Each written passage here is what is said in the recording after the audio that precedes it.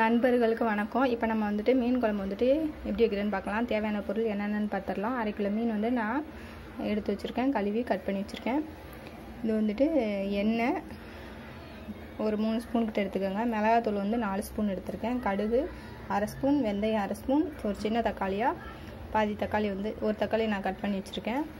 நான் மாங்காய் சேர்க்குறதுனால வந்துட்டு தக்காளி வந்துட்டு ரொம்ப கம்மியாகவே எடுத்துருக்கேன், இல்லைன்னா புளிப்பு சுவை வந்து உங்களுக்கு வந்து அதிகமாக இருக்கும்.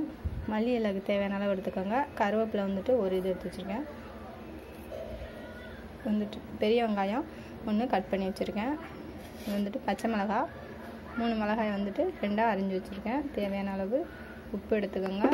புளி கரைசல், தேங்காய் பால். வாங்க எப்படி செய்யுதுன்னு பார்க்கலாம்.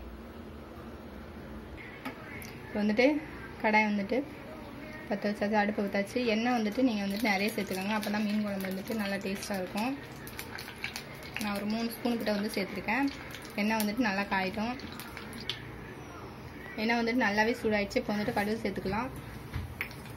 கடுகு நல்லா வெடித்ததும் வெந்தயம் சேர்த்துக்கலாம்.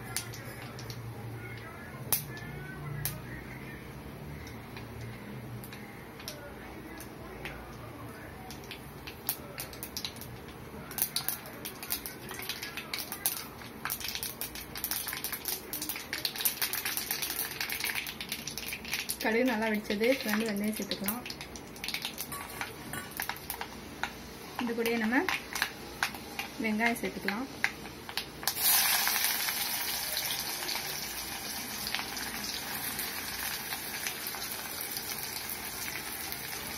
இது கூடயே கருவேப்பிலை ஒன்று வந்துட்டு சேர்த்துக்கலாம்.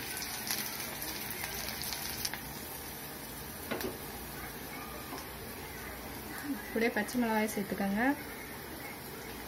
தக்காளி இது கூட சேர்த்துக்கணும். நல்லாவே எல்லாமே வதங்கட்டும். ஒரு நிமிஷத்துலேயே உங்களுக்கு வந்து நல்லா வதங்கி வந்துடும். இப்போ வந்து புளி கரைசல் வந்து சேர்த்துக்கலாம். அது கூடயே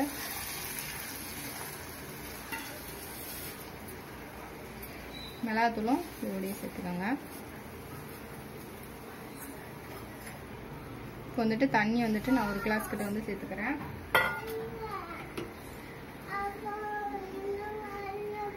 இது வந்துட்டு நல்லா கொதிச்சு வரட்டும், வெயிட் பண்ணலாம். இப்போ மாங்காய் சேர்த்துக்கலாம் ஃப்ரெண்ட்ஸ்.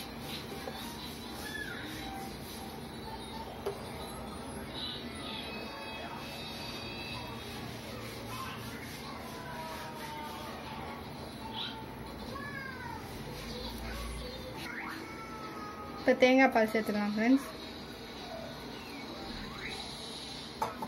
வந்துட்டு நல்லா கொதிச்சதுக்கப்புறம் வந்துட்டு மீன் போடலாம். நீங்கள் எப்போயும் மீன் போட்டிங்கன்னா வந்து நான் உடஞ்சிரும். இது கூடயே உப்பும் போட்டுக்கலாம்.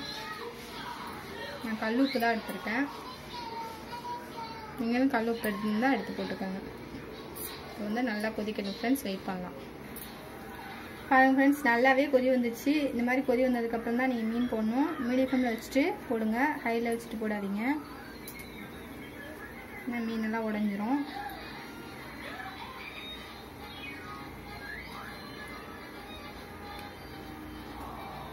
மீனெல்லாம் போட்டு ஒரு 1/4 மணி நேரம் வந்துட்டு அப்படியே விட்டுருங்க.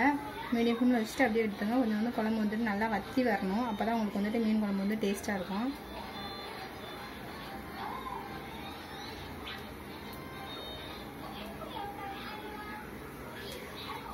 அதான் ஃப்ரெண்ட்ஸ், உங்களுக்கு 1/4 மணி நேரத்தில் வந்துட்டு குழம்பு வந்துட்டு ரெடி ஆகிடும். நீங்கள் வந்துட்டு கரண்டி விட்டு கிண்டலாம் கூடாது, அப்படியே வச்சுட்டு இருந்தீங்கன்னா உங்களுக்கு வந்துட்டு ரெடி ஆகிடும். நீங்கள் கரண்டி போட்டிங்கன்னா வந்துட்டு மீனெல்லாம் உடஞ்சிரும். வந்து வெயிட் பண்ணலாம் ஃப்ரெண்ட்ஸ்.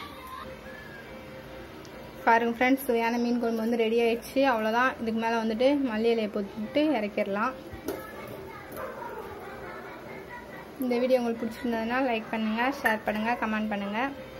Thank you friends.